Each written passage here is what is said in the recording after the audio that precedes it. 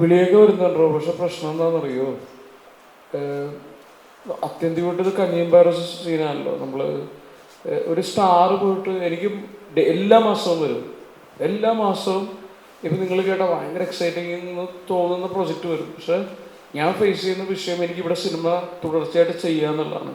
പിന്നെ അന്യഭാഷ സിനിമയുടെ അവർക്ക് നമ്മളെ വേണ്ടത് 4 മാസത്തിൽ 20 ദിവസമൊക്കെ ഇരിക്കും. 4 മാസം ഉണ്ടെങ്കിൽ ഞാൻ മലയാളത്തിൽ 3 സിനിമ ചെയ്യും. അല്ലാതെ ഇപ്പോൾ വലിയ ഇപ്പം എനിക്ക് എൻ്റെ വിജയ് സാറിൻ്റെ പടത്തിൽ നിന്ന് വിളിച്ചിട്ടുണ്ട്, മഹേഷ് ബാബു സാറിൻ്റെ പടത്തിൽ നിന്ന് വിളിച്ചിട്ടുണ്ട്.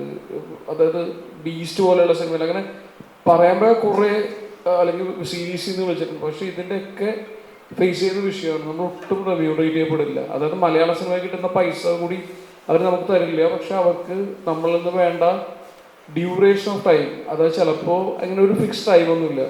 വലിയ സ്റ്റാറിൻ്റെ പടത്തിൽ അഭിനയിക്കുമ്പോൾ ആ സ്റ്റാറിൻ്റെ ടൈമായിരിക്കും നമ്മളുടെ.